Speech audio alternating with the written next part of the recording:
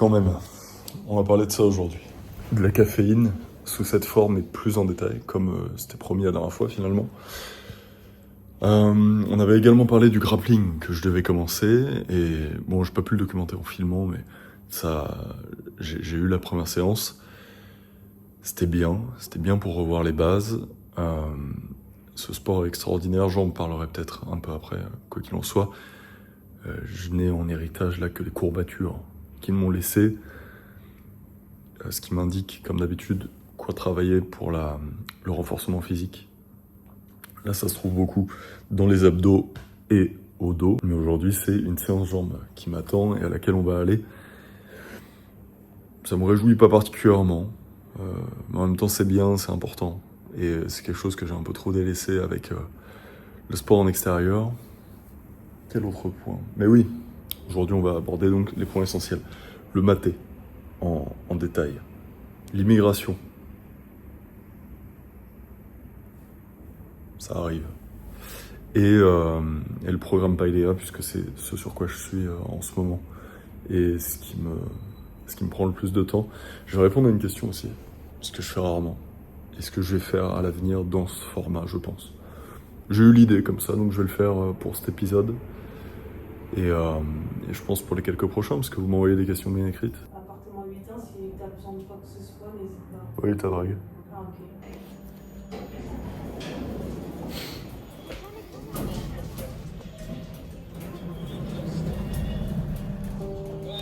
Bon, je t'ai interrompu tout à l'heure pendant mon introduction, mais tout était dit dans tous les cas.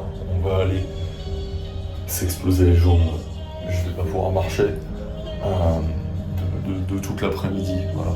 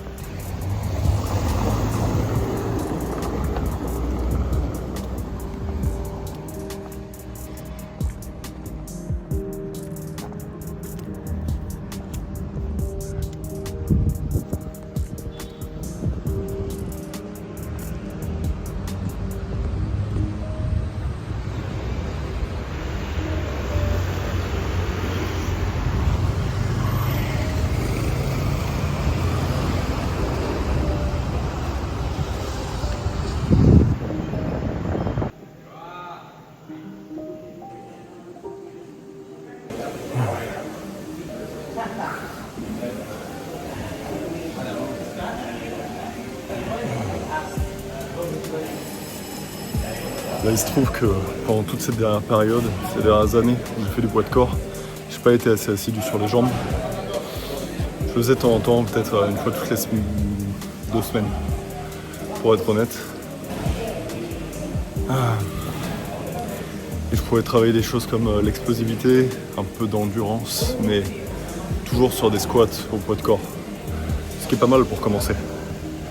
Mais c'est pas avec ça que je vais avoir des jambes solides, en tout cas au point où il faut qu'elles soient solides par rapport au reste du corps. Donc c'est ce que je fais là, je profite d'avoir du poids pour m'entraîner, pour entraîner les jambes, et il y a évidemment la quête secondaire des jambes que je suis en train de faire. Et la quête secondaire des jambes, c'est surtout d'arriver pour le poids de corps, parce que les exercices au poids de corps, c'est ce qu'il faut que j'entraîne et ce à quoi il faut que je m'habitue pour une question de régularité. Parce qu'avec la vie là que je mène, j'ai pas constamment une salle. Donc pour les jambes, ce que ça veut dire, c'est qu'il faut des exercices au poids de corps qui soient plus violents que simplement des squats au poids de corps. Et c'est là qu'on introduit le pistol squat. Un exercice infernal que je suis en train d'entraîner là. Mais je profite aussi d'avoir les poids, les kettlebells pour renforcer mon squat, ce qui va m'aider à l'avoir. Si j'avais été plus assidu, j'aurais pu y arriver par le poids de corps, en vrai. Mais là, ça va m'aider d'avoir des grosses séances avec des squats lestés, ce qui va me permettre en fait d'avoir juste des meilleures jambes pour faire les pistol squats. Donc j'alterne ça. Je fais des pistol squats, c'est l'enfer, pas que au niveau musculaire, mais au niveau nerveux, au niveau de l'équilibre, même si l'équilibre c'est musculaire aussi en partie. C'est ce qui a entraîné aujourd'hui. C'est sans doute la plus ingrate des séances. En même temps, c'est là que j'ai à faire le plus de progrès. Et même pour être plus massif, plus lourd, c'est là que je vais avoir le plus de marge. Et sinon, pourquoi pas le squat à la barre? J'en ai quasiment jamais fait. Très peu. Et c'était... je sais pas si c'est une question de génétique. Ça rentre en compte forcément le fait que je sois grand. Mais c'était très inconfortable. Mais inconfortable, pas musculairement inconfortable, ce qui est bien. Au niveau des os, au niveau de... Bon, j'aimais pas les sensations, alors qu'au contraire, j'aime beaucoup quand le poids est devant moi. Même si ça travaille pas que les jambes, c'est ce que je préfère faire. Et dans tous les cas, le but, c'est d'arriver au pistol squat, qui est un mouvement qui est quand même différent, et avec lequel, à terme, je sais que je peux avoir des jambes suffisantes. Si je peux faire des bonnes séries de pistol squat de chaque jambe, j'aurai des bonnes séances. Dernier point sur le pistol squat, les articulations, parce que c'est vrai que c'est violent pour les articulations. La façon dont je le vois, c'est que ce qui est violent pour les articulations, c'est ce qui les renforce. Ça veut pas dire qu'il faut y aller comme des bourrins et faire que ça et pas se préoccuper de la récupération, au contraire. C'est la bonne récupération avec du bouillon d'os. C'est ma théorie. Si je me brise les genoux, je vous préviens, et comme ça on saura. Mais non, mais après c'est baqué scientifiquement. Je vais pas retrouver les études et je vous demande pas de me croire là-dessus. Simplement, oui, c'est comme ça qu'une articulation se renforce, c'est en étant sous pression. Il faut juste pas que la pression soit trop grande au point de la faire sauter.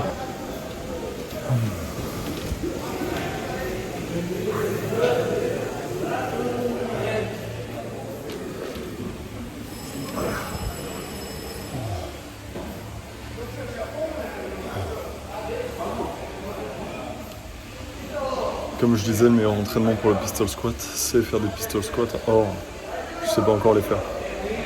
C'est pour ça que je mets de la barre sur le côté, histoire de me tenir.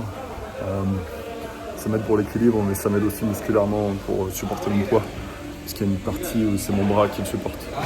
Autre chose auquel je pense, sans qu'on est sur le sujet du squat, même si c'est pas le sujet du jour exactement, mais la position assise que j'ai là, c'est en squat. Et je sais que c'est quelque chose d'assez oriental, que par exemple les Russes, ou peut-être dans d'autres pays de l'Europe de l'Est, c'est une position qu'ils vont adopter. Pardon, je suis un peu crevé, j'ai du mal à bien formuler mes phrases. Mais aussi pas mal en Asie. En tout cas, je sais que c'est une position qui est plus courante là-bas. Et pendant longtemps, j'ai été beaucoup assis à une chaise en fait. Forcément, on a tous passé l'école où on était constamment assis sur une chaise. Enfin, pendant de longues heures en tout cas. Dans beaucoup de travail, c'est le cas aussi. C'est pas trop les emplois que j'ai eus, assis sur une chaise, mais avec ce que je fais aujourd'hui, ça peut m'arriver aussi. En tout cas, même si je peux le gérer, on va vite s'assoupir et rester derrière l'ordinateur assis. Je pense pas que ce soit très bon. Et ça m'a été confirmé, en tout cas par mon expérience, maintenant que je fais plus de squats comme ça. J'ai l'impression, même si c'est pas hyper élégant, que c'est quand même mieux pour le dos. Et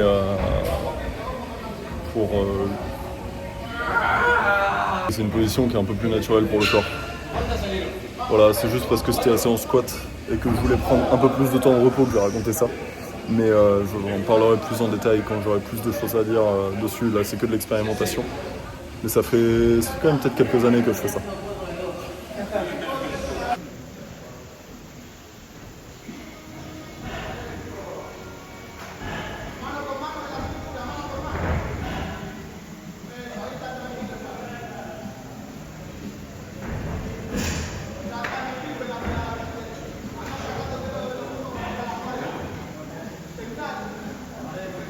Pour revenir sur ce que j'ai dit à propos des blessures, évidemment qu'il faut faire attention et que ma théorie là c'est juste celle qui m'a permis de progresser sans me blesser. Encore une fois, on parle beaucoup des blessures en musculation. C'est quand même un sport où il y en a. C'est pas le sport où on se blesse le plus, on contrôle relativement ce qu'on fait, il faut faire attention au mouvement, évidemment, tout le monde le sait. Mais je pense qu'il y a bien d'autres sports où on peut plus facilement se blesser. Et c'est une considération que j'ai pour le grappling forcément. Parce que le grappling c'est un sport où on peut facilement se blesser, et la boxe aussi. Ce que je voulais dire là par rapport au pistol squat, évidemment que j'ai parfois des douleurs au genou. Elles viennent pas forcément En fait, elles viennent toujours d'un stress qui est exercé dessus. Mais c'est pas forcément parce que le stress était trop grand. Parfois, c'est juste parce que la période d'avant, il n'y avait pas assez de stress, donc tout devient un stress.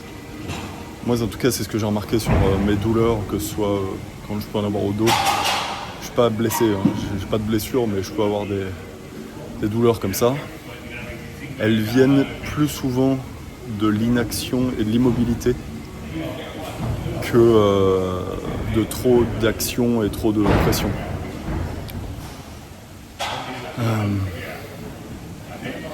Et j'insiste sur immobilité parce que une des choses qui fait le plus de bien, je pense notamment au dos, et je suis aussi un grand, c'est pour ça que je parle de ça, c'est que les mecs de ma taille souvent, mais tout le monde aujourd'hui, est sujet aux maux de dos, mais voilà, les grands, on sait que ça peut être une galère pour eux.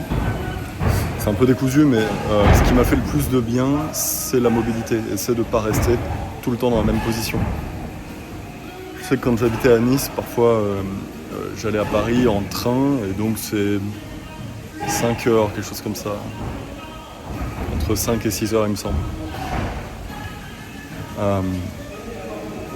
Quasi systématiquement, quand je pouvais pas me lever et quand j'avais pas pris l'habitude de faire des mouvements au milieu du couloir, et je vous invite à faire des mouvements au milieu du couloir quand vous avez des temps de voyage qui sont assez longs, je me tapais des maux de dos les jours d'après. Et pas forcément après une séance. Comme celle-ci, je pense pas que j'aurai des maux de dos. Même si le pistol squat l'engage, le dos, je le sens. Et pareil pour les genoux. Donc pour revenir là-dessus, oui, ça peut faire des douleurs de mettre une pression dessus, mais ne pas les habituer et ne pas les bouger assez souvent et les exercer, je pense, est plus stressant pour eux. C'est ma théorie. Et mes douleurs venaient plus de ça que de trop de pression. Même si évidemment que trop de pression détruit les genoux, on le sait. Et après pour ces sujets-là, alors c'est bien de prendre de l'expérience des autres, comme là je la partage. Mais vous avez un truc génial qui est votre système nerveux et qui est particulièrement sensible parce qu'il vous donne des messages de douleur bien avant qu'il y ait un vrai problème. La plupart des douleurs qu'on a au quotidien, c'est pas parce que c'est cassé, c'est pas irréversible, c'est juste pour nous prévenir. Donc on a ce système nerveux, faut pas s'inquiéter, le corps est quand même bien fait.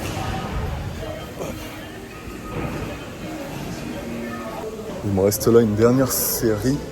Ouais, c'est une dernière série des étirements, parce que ça aussi c'est quelque chose de nouveau que j'ai intégré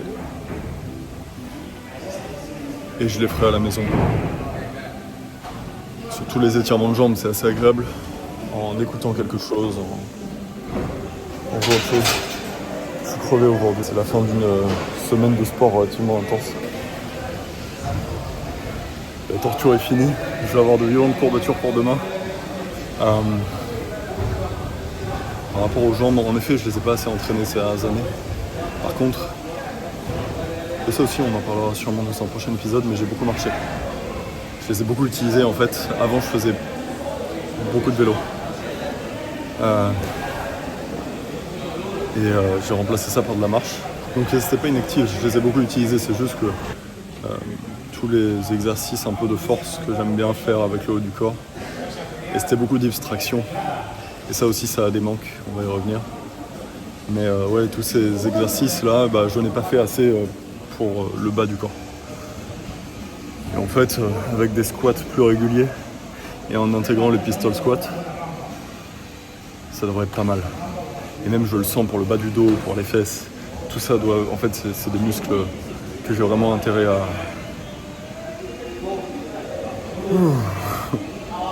J'ai du mal aujourd'hui.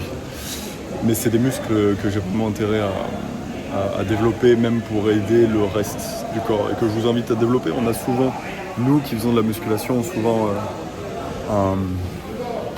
une faiblesse bas du corps. Sur une silhouette élancée, ça va moins se voir, mais moi, et puis je le sens, ça se voit quand même quand je fais quand je fais du grappling, je sens que j'ai une faiblesse à ce niveau-là. D'ailleurs, c'est quelque chose qui m'énervait beaucoup. Quand dans les séances de grappling, les mecs s'attaquaient aux jambes, ça me rendait fou, puisque c'est pas juste musculairement que c'était moins développé, c'était nerveusement aussi. Tout était une agression. Et on a quand même beaucoup de force dans les jambes. C'est les muscles qui sont très forts, et moi, j'échappe pas à ça. Mais j'étais beaucoup moins à l'aise. C'est comme si une partie de mon corps n'était pas complètement appropriée, comme le haut du corps où je me suis vraiment approprié. Sans doute que pour certaines personnes, c'est tout le corps qui ne se sont pas appropriés. Et en ça, la musculation ou plein d'autres sports sont vraiment une bonne démarche pour sentir qu'on est ce corps.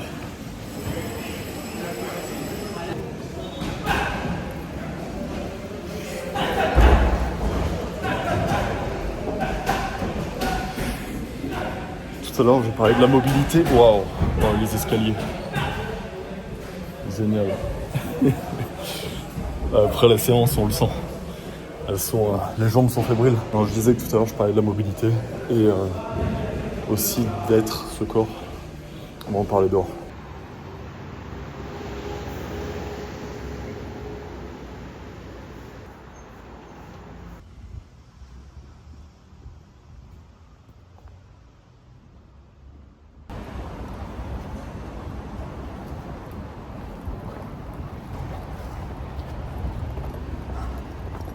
Je parlais donc de la mobilité qui m'avait fait certes du bien au dos, mais pas que. Quand je disais de s'approprier notre corps et d'être ce corps, c'est notamment je dirais que la mobilité, c'est un des moyens de parvenir à cet état-là où on sort du mental, qui peut être parfois lourd, avec beaucoup de projections dans le futur, beaucoup de tout notre passé aussi. Et dans l'immobilité physique, on peut être parfois coincé là-dedans, et ça fait aussi une immobilité mentale où on ressasse toujours les mêmes choses. Là, ça doit faire quelque chose comme 10 ans que j'ai pris le sport au sérieux, mais c'était un état dont je me souviens. Bon, c'est pas les meilleures périodes, et alors certes, le sport aide, mais il n'y a pas besoin que la démarche soit aussi grande. La marche, c'est quelque chose qu'on fait tous les jours. Mais on peut se prendre un petit moment pour aller marcher, et ça nous sort de cette immobilité et de ces boucles mentales, du discours un peu approximatif sous endorphine d'après séance. Et parce que c'est, je pense, un des plus gros bénéfices du sport, et que ça l'est dans à peu près tous les sports, tout ce qui nous fait bouger physiquement. Et en ça, je pense que certaines pratiques de yoga peuvent être vraiment bien. Alors, bon, j'y connais absolument rien en yoga. Faire un mouvement conscient qui soit pas non plus un stress pour l'organisme. Pour ma part, en tout cas, à chaque fois que je l'ai fait, un ami m'avait montré une routine de Qigong. Bon, c'est pas du yoga, je fais des amalgames. Voilà. Je suis l'Européen qui dit les trucs orientaux. Mais dans ces trucs extrêmement orientaux, disons, je pense qu'il y a du bon à prendre. D'ailleurs, c'est pas spécifiquement par le yoga que j'avais compris ça. C'est à l'époque de McGregor Prime, quand vraiment il était au plus haut. Il y avait son entraîneur Ido Portal qui avait toute une philosophie martiale du mouvement, je dirais. En tout cas, ou alors qui était juste... je sais plus si c'était son coach de MMA ou coach pour une activité particulière.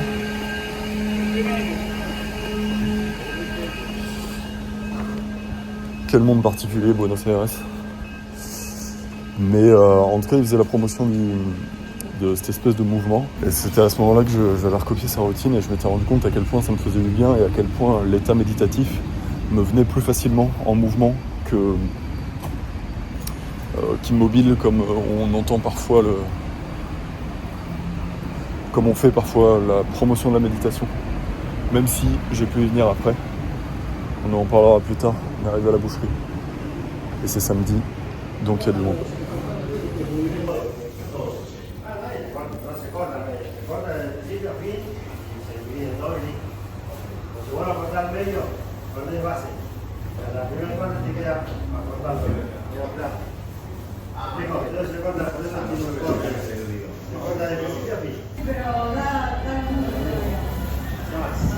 Listo, gracias.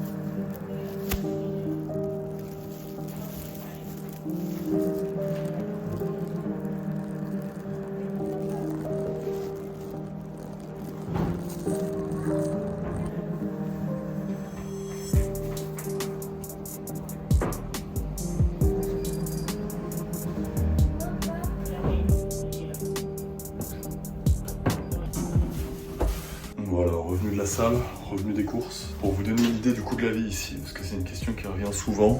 Là, je suis revenu avec beaucoup d'oranges à jus, 3 bons kilos, et de la viande, notamment de la viande rouge. Pour donner un exemple, la viande hachée, c'est 7 € le kilo.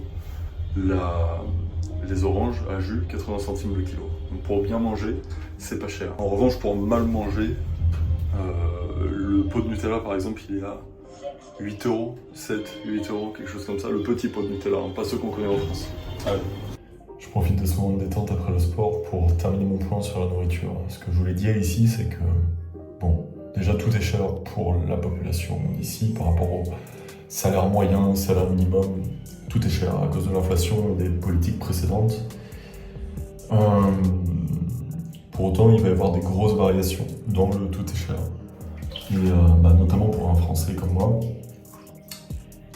si on se nourrit chez le primeur, donc fruits et légumes, et chez le boucher, viande, donc la base de l'alimentation, ce qu'on a toujours mangé, ce que nos grands-mères nous faisaient à manger, bref, ce qu'on a toujours mangé, la nourriture qui nous fait du bien, c'est très peu cher. Donc comme je disais, le kilo de... c'est parce que des oranges à jus, j'en prends beaucoup. La qualité de vie augmente avec des oranges à jus. C'est 80 centimes le kilo, les tomates cerises, elles sont à 1,50 le kilo. Je parle de ça parce que c'est ce qu'on consomme beaucoup. Et du côté de la boucherie, ouais, la viande hachée, c'est le bœuf qui est particulièrement peu cher parce qu'ils ont beaucoup d'élevage de bœuf ici. Il est bon en plus. Et sinon, le poulet, c'est sensiblement la même chose qu'en France. C'est moins cher. Non, c'est quand même moins cher. On va dire que les escalopes, par exemple, c'est 7 € le kilo. Et du coup, c'est la même chose pour la viande hachée, ce dont je parlais. Et il y a des belles pièces de bœuf aussi, là, comme je l'ai pris, pareil, 7 €, 8 € le kilo. Ainsi que tout ce que je mange d'habitude. Ça fait longtemps d'ailleurs, le foie et le cœur. Ça va faire quelques semaines que je n'ai pas mangé. Donc je passerai aux autres boucheries. Mais en comparant à ça, par contre, si on veut des marques normales, et il y en a, c'est ça qui est étonnant, c'est que ça doit se vendre parce que dans quasiment tous les magasins, il y a des pots de Nutella. Et ouais, c'est des petits pots qu'on n'a même pas en France qui sont à 7-8 €. Le plus choquant, les Barilla, parce que moi j'aime beaucoup les Barilla. Et ils en vendent ici, donc c'est étonnant d'en vendre à 9 € le paquet, je crois. Quelque chose comme ça. Donc voilà, pour répondre à quel point c'est accessible ici, c'est accessible pour bien manger. Voilà, on est incité à bien manger. Je dis ça, mais en fait, tout ce qui est fast-food est très peu cher aussi. Pas fast-food américain, fast-food sud-américain, les empanadas, ça coûte rien. Les glaces, ils ont des bons glaciers quand même, qui coûtent pas grand-chose. Donc voilà, pour le point pendant le repos. Parce que là, c'est le repos des jambes qui avaient du mal à me déplacer de point A au point B. On va donc continuer et finir même ce doc sur la question de la caféine. Sujet dont j'ai déjà parlé, j'adore la caféine, sous toutes ses formes. Et là, une forme assez intéressante, alors j'en bois très souvent et j'en avais parlé, mais pas autant, comment dire, je n'étais pas autant rentré dans les détails que cette fois-ci. C'est le maté, sous cette forme-là. C'est ça dont on va parler, et Ouais, j'ai dit que le doc se finirait là-dessus parce que le prochain sujet qui était l'immigration, je le traiterai dans le prochain. On va faire chaque chose en son temps là. C'est des sujets qui sont trop éloignés. Et simplement pour vous en dire plus, c'est qu'hier j'ai fait des démarches pour prolonger mon visa ici de 3 mois en fait, quand en tant que Français vous venez en Argentine, vous avez aucun visa à faire ni aucune démarche pour rester jusqu'à 90 jours. Et vous pouvez le renouveler une fois. Voilà. Et après, je ne vais pas rentrer dans les détails, mais l'idée c'est que vous avez ça à chaque fois que vous rentrez sur le territoire. C'est relativement tranquille comme pays là-dessus. Et donc, on en vient à l'immigration. Je suis allé hier dans les bureaux, dans les bâtiments où ils gèrent l'immigration. Et en fait, c'est les mêmes bureaux. Les bureaux, non, c'est pas exactement les mêmes, mais je veux dire, c'est le même endroit et les mêmes bâtiments que là où ils géraient l'immigration au 19e siècle pour ici. Or, évidemment, pour l'Argentine, l'immigration, ça a été quelque chose d'extrêmement important, en tout cas pour ce qu'est l'Argentine aujourd'hui, ce qui est une ville comme Buenos Aires. Donc il y a beaucoup de choses à dire sur l'immigration. Comme je vous ai dit, c'est pour la prochaine fois, et cette fois on va se concentrer uniquement sur le maté parce qu'il le mérite. Boisson extraordinaire, découverte quand je suis arrivé... Non, pas quand je suis arrivé ici. La première fois, c'était par Huberman qui en consommait, donc il le conseillait en disant que c'était sa source de caféine préférée. J'en ai commandé un paquet, on était en France, et je l'ai fait n'importe comment, parce que j'ai commandé le paquet, mais pas de quoi le boire avec. Donc je l'ai fait comme du thé. Je l'ai fait surinfusé, j'en mettais trop, c'était... Et puis l'amertume, au début, est choquante. L'amertume de cette boisson, on dit, ah oui, c'est pas le café, quoi. Le café est vraiment doux, ou alors c'est juste qu'on s'est habitué, je ne sais pas. Quoi qu'il en soit, ça m'avait pas tant parlé en termes d'effet, oui, il y avait de la caféine, mais bon. La vraie découverte pour moi du maté, c'est quand je suis arrivé ici, alors tout le monde consomme ça, partout, voilà. Et même pour vous dire, à l'administration, hier, alors que l'administration est insupportable, que rien n'avance et qu'un certain nombre de personnes ne servent à rien, c'est pas de leur faute, c'est l'organisation qui est faite comme ça, mais voilà, ils servent à rien et ils sont sous maté bien caféiné. Donc ils sont en pleine forme. Et ils crient pour les trucs qui sont vraiment pas importants. Il y avait une petite, grosse, qui nous a crié dessus et que j'ai dû calmer, elle était pas méchante. Elle était pas méchante, juste elle criait. Bon, bref. C'est pour dire qu'ici, les gens sont de gros consommateurs de cette boisson. C'est moins le cas en Europe et ça va plus être. C'est un peu une boisson considérée bobo en Europe. C'est à différencier du matcha, qui est un autre type de bobo, avec l'influence culturelle plus asiatique, japonaise. Là, c'est la boisson d'ici. Il me semble que, en fait, dans tous les pays autour, ils consomment cette extraordinaire boisson. Et en amateur de caféine, elle m'a séduit. Alors que euh, j'étais déjà servi en fait en France par le thé et le café, je trouve ça extraordinaire, l'un comme l'autre.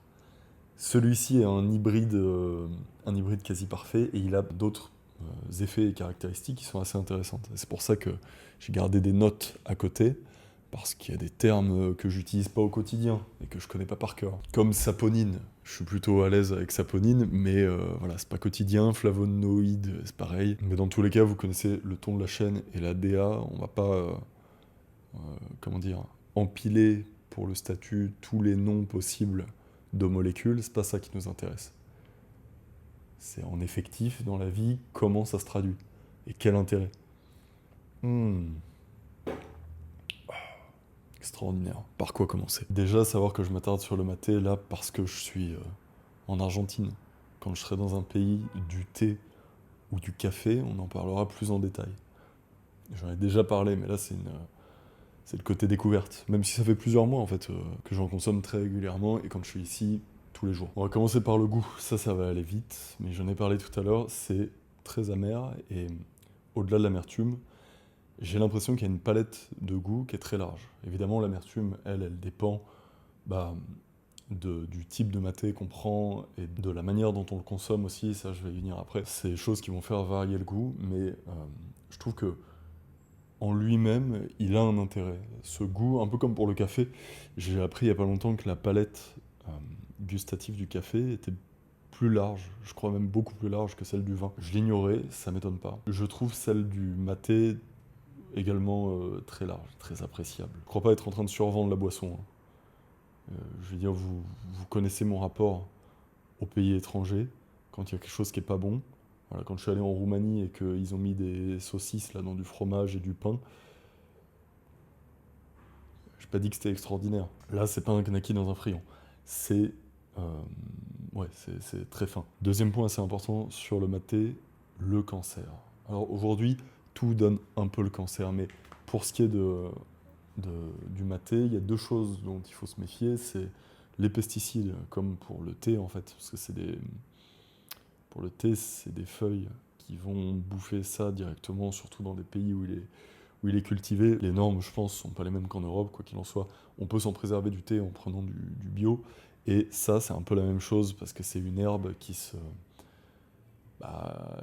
récolte, mais qui est en extérieur. Donc voilà, elle mange des pesticides. Le deuxième point, c'est la fumée. Euh, Il y a des techniques de séchage particuliers, et notamment la technique un peu traditionnelle, c'est par la fumée. Il se trouve que la fumée, soit elle a changé, soit de base elle était cancérigène, quoi qu'il en soit aujourd'hui, elle est un peu cancérigène, il faut éviter ça.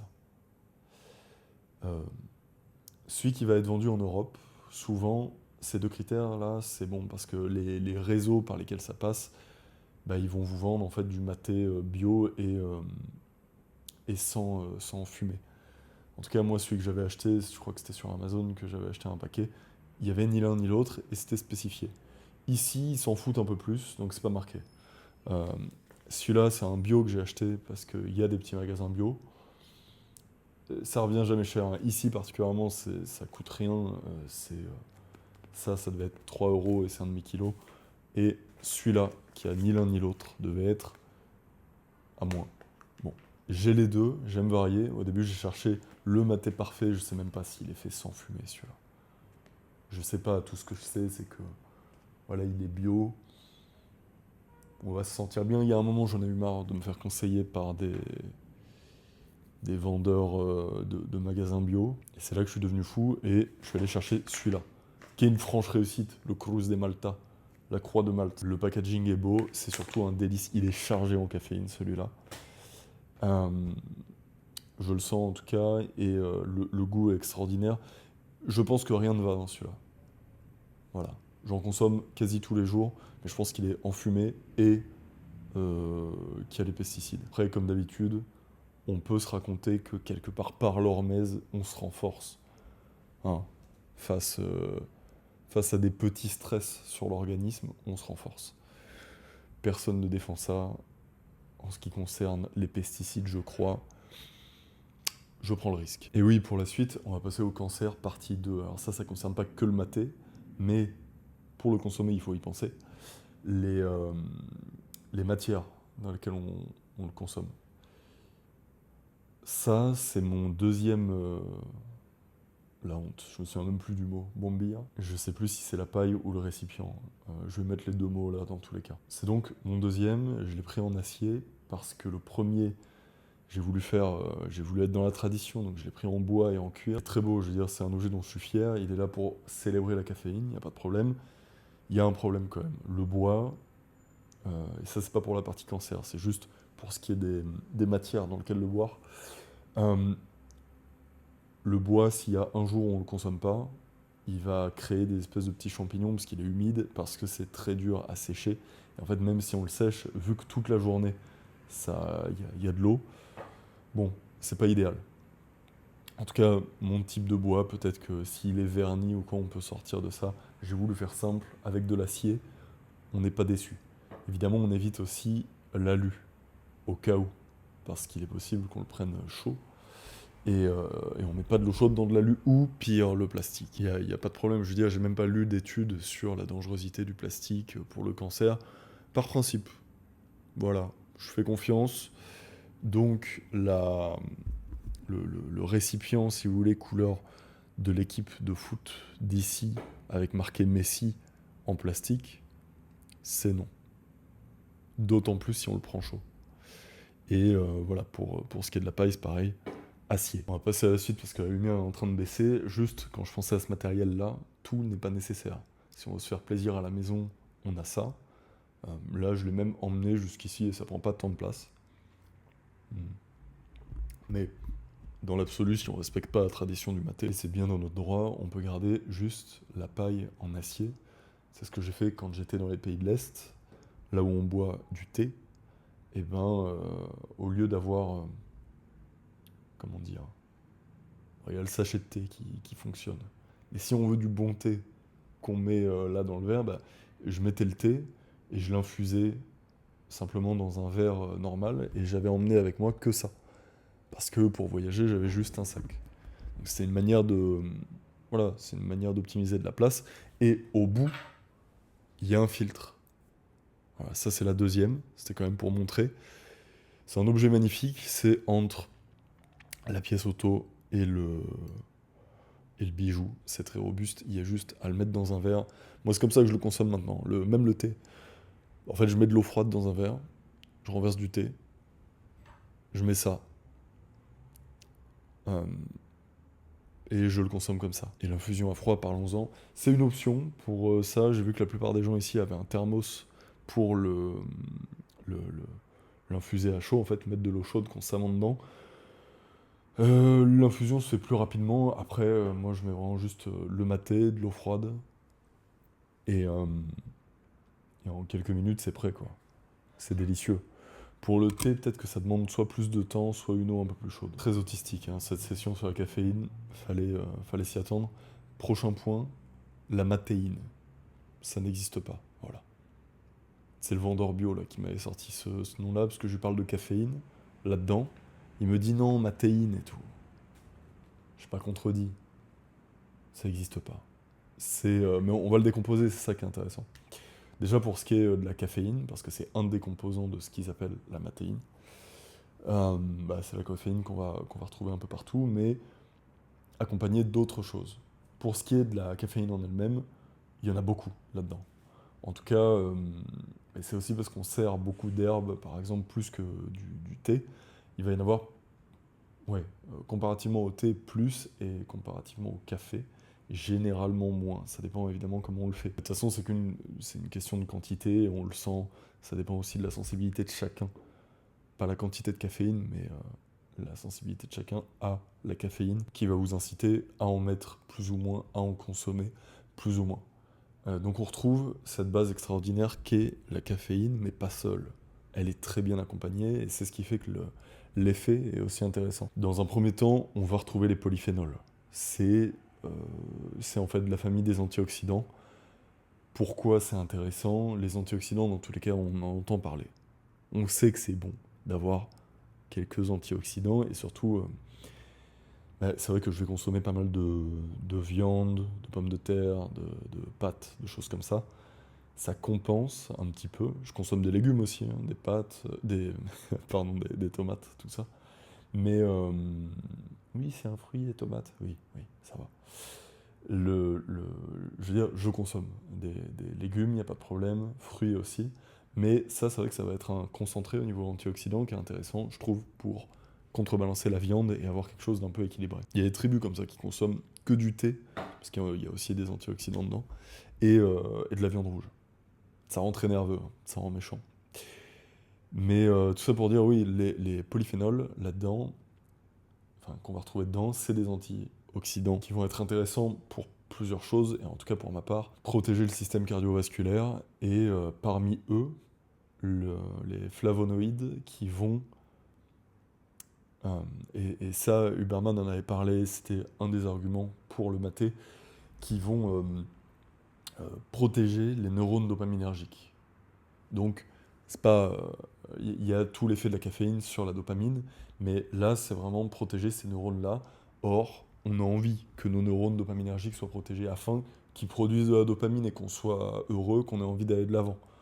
Et qu'on ait envie de faire des tas de grands projets. Passons à la suite de la matéine. Ensuite, les saponines.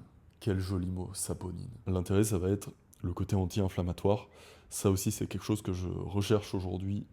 Je l'avais dit, je crois, mais j'ai compris ce qu'était l'inflammation et toutes les manières dont elle pouvait s'exprimer dans le corps. On a une nourriture qui est assez inflammante. Et des anti-inflammatoires, on peut en retrouver dans plein d'endroits. Hein. Le curcuma, c'est une des raisons pour lesquelles je le consomme. Mais j'étais très content d'en retrouver là-dedans. et notamment un effet anti-inflammatoire sur le système digestif. Y a d'autres boissons caféinées, parlons du café, ou de la Monster. C'est vrai que j'ai pas parlé de la Monster. On en parlera plus tard parce que j'en ai acheté une canette. Bon. Non, le café, parfois, il peut être agressif pour le ventre. Là, je trouvais ça intéressant que ce soit protecteur au niveau digestif. Il faut combiner tout ce qui est favoriser le système digestif avec des ferments, avec le bouillon d'os. Tout ça, on va rester sur le maté. C'est un autre de ses intérêts. Et ensuite, c'est le dernier mot compliqué que je vais sortir, mais théobromine. La théobromine, là, ouais, sans doute. Qu'on retrouve là-dedans, qu'on retrouve aussi dans le thé. Il y a beaucoup de points communs, évidemment, entre le thé et le maté.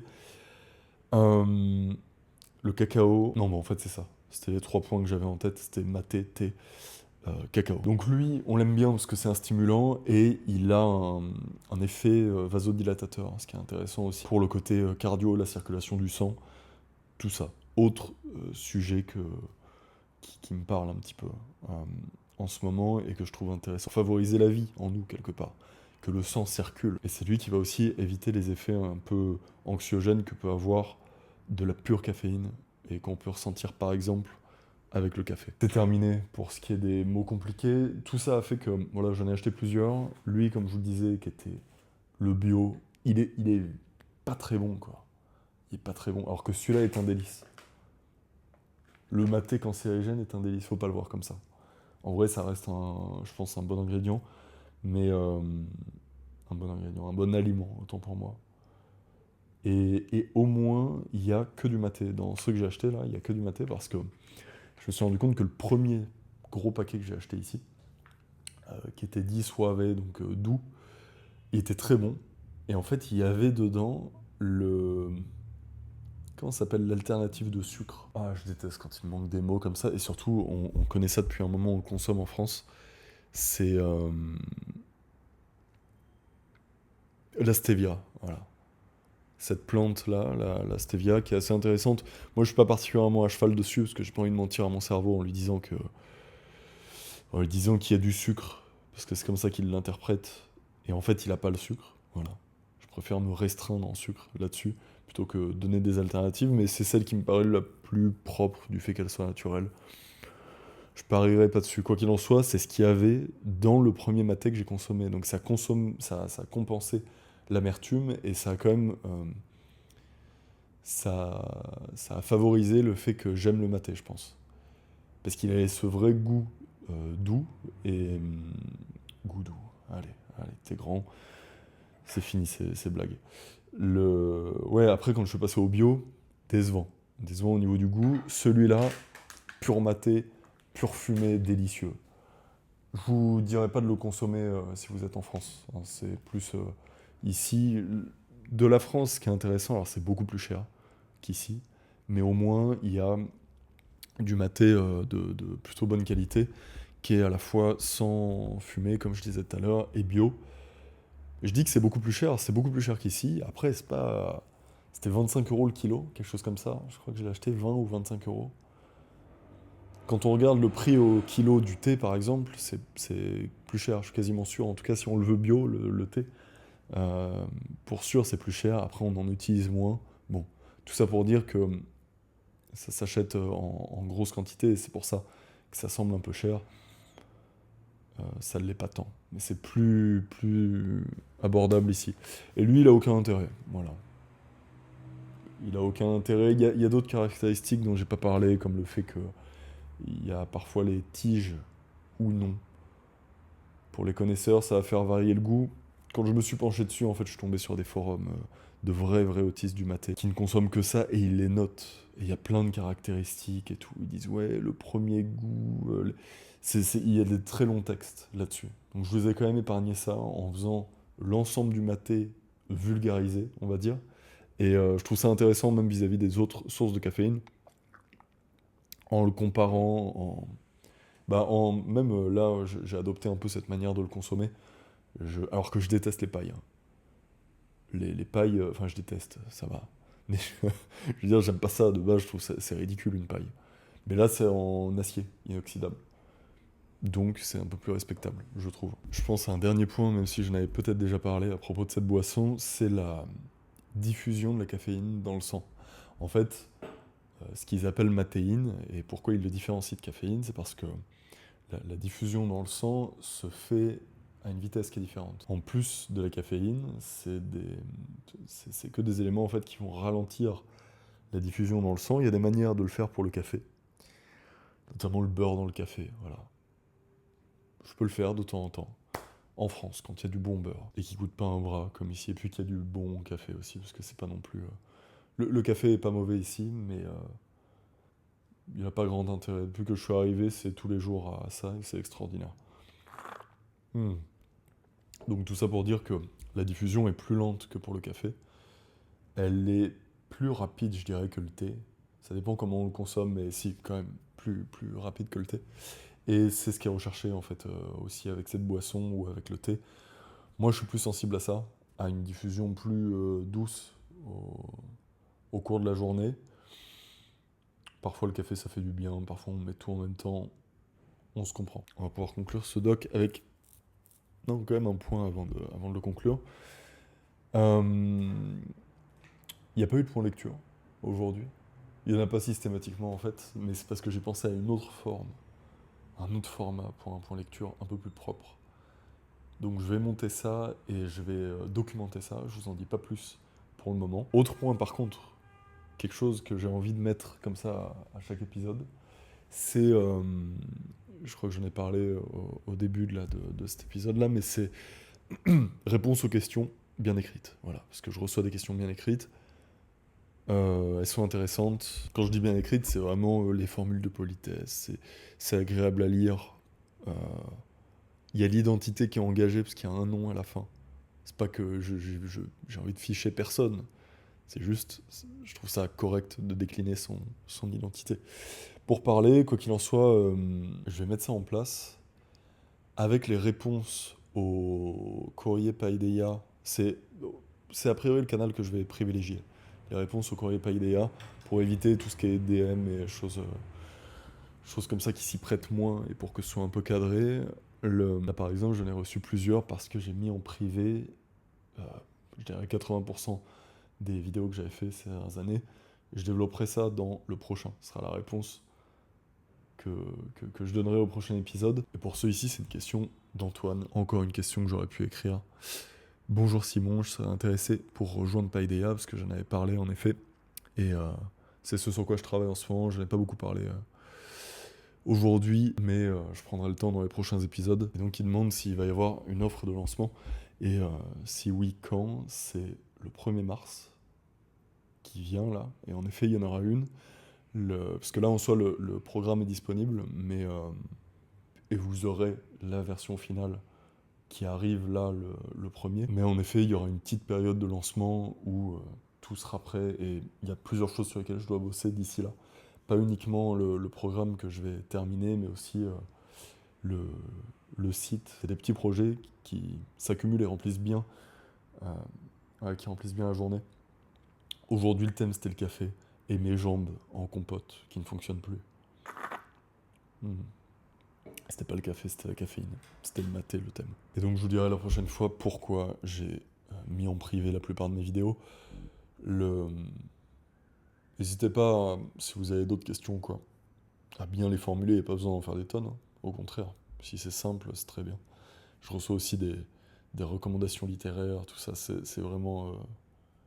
Il y a des messages qui sont vraiment agréables à lire et qui servent vraiment. Donc, je vous remercie de ça. Je vais le mettre en place. C'est pour ça que je vous dis de pas hésiter à envoyer le message.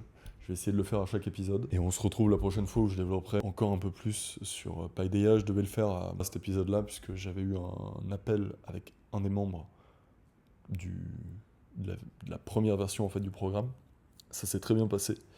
Il y a une vraie diversité de profils. Là, il était barman. Mais pour vous donner les exemples et la diversité qu'il y a, il y a des entrepreneurs, il y avait un étudiant en littérature japonaise qui était très sympathique et pas oui je fais de la littérature japonaise, je fais la première année sur les bancs ou même pas la première année comme mes copains là.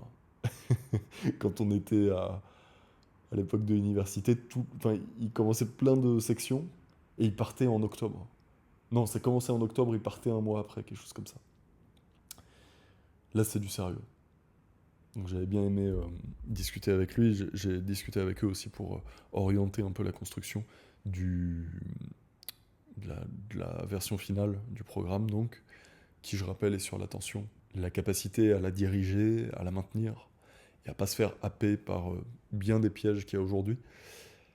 Il y avait un agriculteur aussi. Est-ce que j'ai un autre exemple en tête? Non. Mais la constellation est large. Voilà. Et donc là, c'était un barman c'était très sympa aussi. J'ai enregistré l'appel qui est dans une qualité où c'est pas hyper intéressant de le diffuser.